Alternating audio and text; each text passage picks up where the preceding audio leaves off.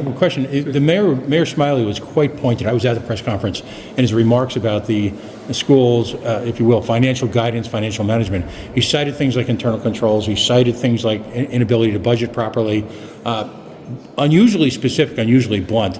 He pointed out that the brinksmanship nature, if you will, of the ask, the last-minute ask, only supports that. What are your thoughts?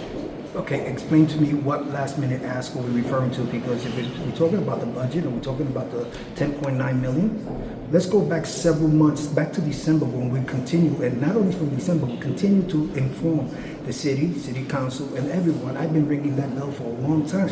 I even had to go out and make an additional video to make sure that I'm gonna be the fierce advocate for my students. Mm-hmm. That is my job as a superintendent. My job is to go out and make sure my students have what they deserve. With the work that we're doing, let's look at some of the things that we have done so far in this district. If you already heard, we opened up 4 new enlightening facilities just in the last couple of years. We made sure that our students that went from 5% students in a new enlightening facility to almost 50% of our students. The goal is 2030 to have up to all of our students 100% in new enlightening facilities. That's one thing. Now let's think about the work that's being done for the students and how we support the students. That 10.9 is not something that we're asking something that we would like to have. These are the essentials just to make sure that we meet our obligations. So we're asking. No.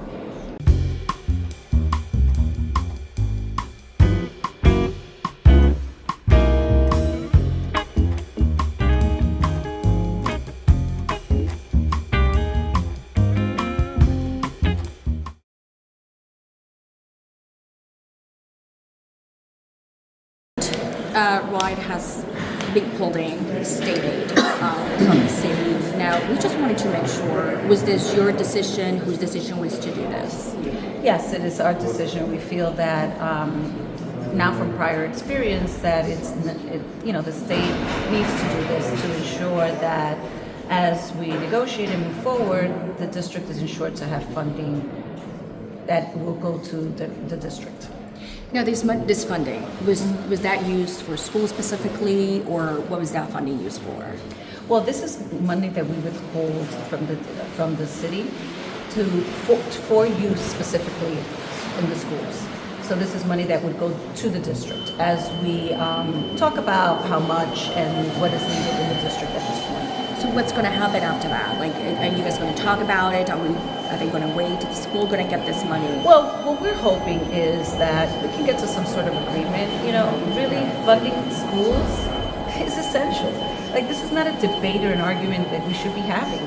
The superintendent said it best. This should not be controversial in no way, shape, or form. This is our kids that live in our community that really need the supports. We have seen the first Blue Ribbon School, we've seen new buildings, we've seen turnaround schools, we've seen success. The parents feel the change, and we need to maintain that. This is a structural deficit that we're talking about. This is not additional funds.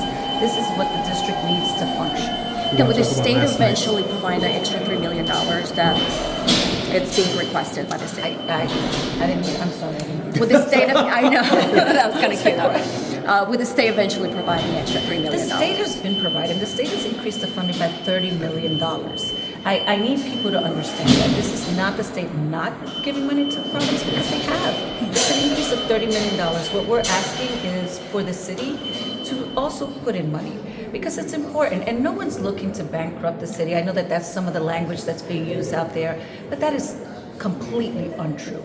The reality is that we have been asking, we have this deficit, and we have been talking about this. What is owed and what we have been asking for, totally 2 different amounts. I need that to be clear, because that rhetoric is not true. And it is done, to bring attention, to have people side.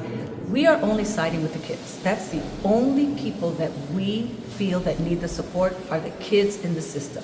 That's why the superintendent is adamant about that. And that's why we had to step in and ensure that the money that is designated and should be for the kids goes to the kids. But if the money is now being withheld, what's going to happen to the students? Any changes or adjustments to it? The money is withheld so that we can come to an agreement. That is what that money is there for, and what the ability that I have is intended for.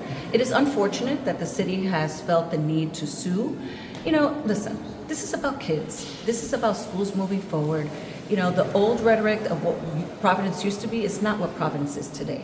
And we need the money to continue to move forward. Again, it should not be controversial. It should not be a debate. This is about choices, and we need the city to choose PPSD. Two things. The question, the Mayor Smiley was quite pointed. I was at the press conference, and his remarks about the schools, if you will, financial guidance, financial management. He cited things like internal controls. He cited things like inability to budget properly, unusually specific, unusually blunt. He pointed out that the brinksmanship nature, if you will, of the ask, the last-minute ask, only supports that. What are your thoughts? Okay, explain to me what last minute ask are we referring to, because if we're talking about the budget and we're talking about the 10.9 million, let's go back several months, back to December, when we continue, and not only from December, we continue to inform the city council, and everyone. I've been ringing that bell for a long time. I even had to go out and make an additional video to make sure that I'm going to be the fierce advocate for my students. That is my job as a superintendent. My job is to go out and make sure my students have what they deserve. With the work that we're doing, let's look at some of the things that we have done so far in this district. If you already heard, we opened up 4 new enlightening facilities just in the last couple of years. We made sure that our students that went from 5% students in a new enlightening facility to almost 50% of our students. The goal is 2030 to have up to all of our students 100% in new enlightening facilities. That's one thing. Now let's think about the work that's being done for the students and how we support the students. That 10.9 is not something that we're asking something that we would like to have. These are the essentials just to make sure that we meet our obligations. So we're asking. No. We have been asking. You guys reached out to the mayor's office multiple times. What was the response when you guys tried those various? The response will come to. I told you what I was going to give you. So my question is this. This is my question. If they're saying that we're mismanaging funds, I ask, what is the legal obligation of the city when they wrote down and they did the agreement for the Crawley Act, saying that they were going to continue to improve and give the money that they need to the district to continue doing the work that we're doing? Where's that? We're not asking. And that's another thing. When we speak about, the city has given most money than any other administration. No, the Yoloso administration gave $11 million. At the beginning, it was $3.3 million that they offered for 2025. We're not even discussing 2024. In addition to that, when I did the video, that's when and I appreciate the city council for coming out and supporting us and giving us an additional 2.5. But still, that's not enough. Knowing that I've been saying that there has been a gap for so long, and that this was coming. This wasn't something new. The conversation has been had multiple times. And that's what parents said last night, And- that this was not new. Yeah, the parents spoke very last night. clearly last night. They made it clear that they want the support. The parents and the students in the community, this district needs the support. They were very clear. They spoke loud and clearly last night. So in the budget process, when you passed the budget, did it have a $10 million hole in the funding? Like, did you know the amount of funds you made the budget on? Or did you make a budget and then send the bill? No, there's no such thing. I've heard I that just don't language know the about process. setting the bill. So what's happened in the past is that the city sets a budget, right? And they say, you have to comply with this budget. That's happened for years. The problem is that it's not enough. Providence has been shortchanged for a very, very long time. If we have to if we want to maintain the level of progress, the schools need to be funded adequately. And that's all we're talking about. We're not talking about bigger funding. We're talking about funding at that level. And I know that the mayor's been saying, well, we set the budget and you have to comply with that budget. But that's what we've done, and that's why we have what we have. This is not what we are expected to do when you have a budget. They also have needs. It can't be, work within those needs because it is shortchanging kids. That's what this is about. And I will say that the moment the mayor came into office, we started having those conversations. These are not new conversations. I want that to be clear. And we have always been willing to work with the mayor. That is not a problem. However, I think we have to be accurate. Calling for an audit when the district already does an annual audit, The not city. sure. The city. The city does an annual audit. So I think the superintendent said it best. You're going to audit the auditor that you audit to audit us. It's interesting that you're going to order your own auditor. So that's one thing I'm looking at. And then the other thing that we're looking at is looking at the supports. Like we continue to say, this is not new. This has been going on. EY 2019 said we will be here. EY reports. In 2021, again, the report shows that we was going to hit a cliff. We continue to express this cliff that we're coming to, and people thought it was just rhetoric or maybe it'll go away. It's not going away. Our student needs continue to grow. Our students are coming in, as you know, we're here today about mental health, social emotional support of our students. That continues to grow. One student that comes into the district can go anywhere between $30,000 to over $60,000 in needs, in specific needs for that one individual student.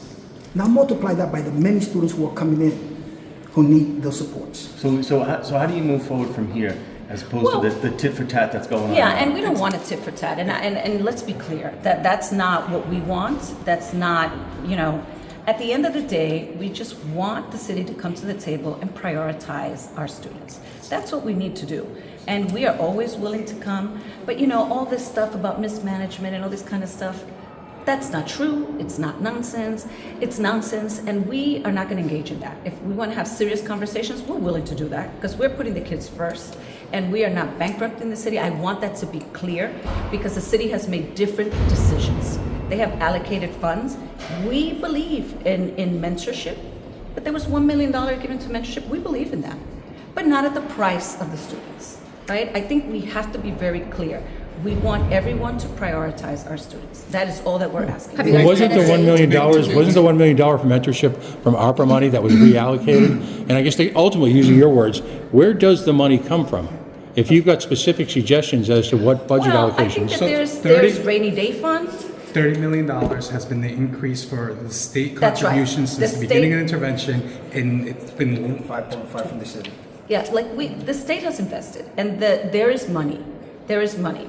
I think you Where? heard last night that there is funding, the rainy day funding. There's money. We will have that conversation. We're not going to litigate that in the media, but I will tell you that there is funding, and I do believe that the mayor will come to an agreement. We have to come to an agreement because this is about students. This is about their education. The relative cost per student, the relative cost per student is amongst the highest in the nation, or maybe not. Explain that to us. I mean, how much money, how much compared to the rest of Rhode Island?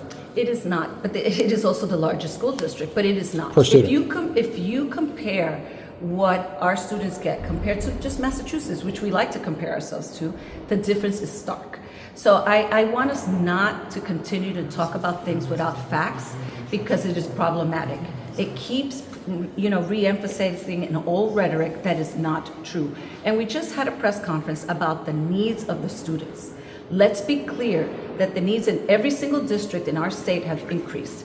And we are here to provide those supports. That's what we do. That's what we're supposed to do in government, is work together and come up with a solution. And that's what we'll continue to do. So we're open to further conversations, but what we're not going to move away is from what the students need. all right, folks.